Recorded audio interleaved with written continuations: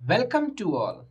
इस प्रेजेंटेशन में हम एक और क्वेश्चन लेके आए हैं जो कि आपके गेट के एग्जाम में पूछा गया है।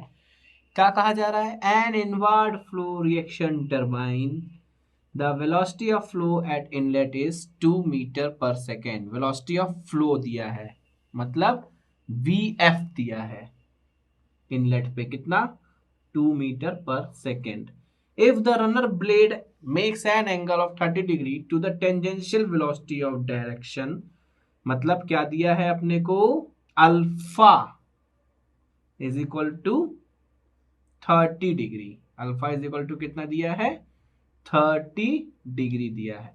समझिए, runner blade makes an angle of 30 degree to the tangential direction of runner 30 degree. Absolute velocity of water leaving the guide vanes कितनी है? v1 निकालनी है। गाइड वेन से जो एंगल आ रहा है वो। क्लियर? तो अपन को कैसे सॉल्व करना है? u1 दिया है, v1 दिया है, vw1 अपने को नहीं पता। ब्लेड एंगल दिया है, runner blade angle. Runner blade angle को अल्फा कहते हैं कि क्या कहते हैं, जरा सा देखते हैं।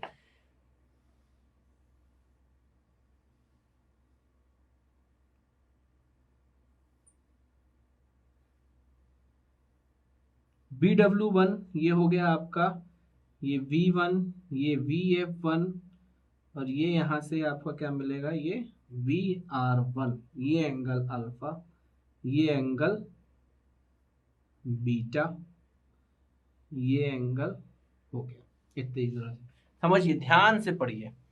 If runner blade makes an angle of 30 degree to the tangential direction of the runner, tangential direction of the runner. Runner का टेंजेंशियल डायरेक्शन क्या है? ये। तो इसका ये एंगल आपको दिया है अल्फा 30 डिग्री। तो सॉल्व करिए, बहुत अच्छा आसान है। साइन अल्फा यहाँ पे लगा दीजिए, कितना आएगा?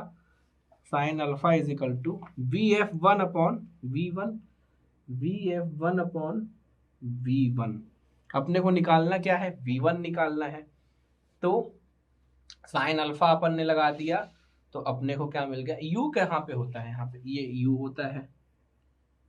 और क्या दिया है अपने को? और भी कुछ दिया है क्या? ना। 2 मीटर पर सेकेंड, 30, और absolute velocity of water leaving the guide veins, इतना ही दिया है। अब देखिए, इस लैंग्वेज के हिसाब से runner blade makes an angle of 30 degree to the tangential velocity.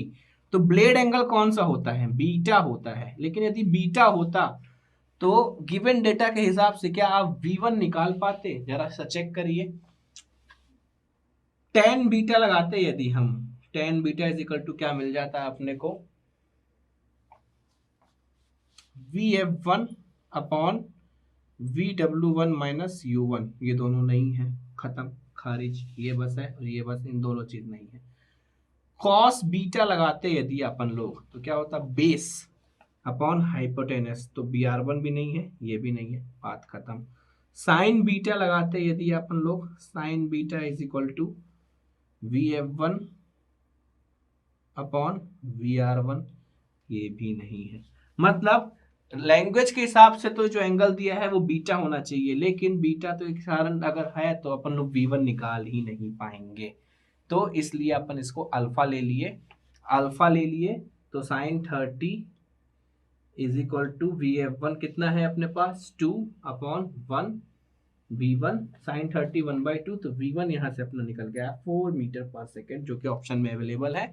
कौन सा ऑप्शन? 4। तो इस तरह से आपको टर्मिनोलॉजीज बहुत अच्छे से क्लियर होनी चाहिए, नहीं होंगी तो आप गलत कर जाएंगे। और कहीं कहीं कॉम्पिटिशन एग्जाम में टर्मिनोलॉजीज की लैंग्वेज बदल दी जाती है, लेकिन फिर उस समय जो अवेलेबल रहता है उसी से काम चलाना पड़ता है। उसमें आप ये नहीं बोल सकते कि साहब ये चीज नहीं है, ये क्वेश्चन नहीं हो पाएगा।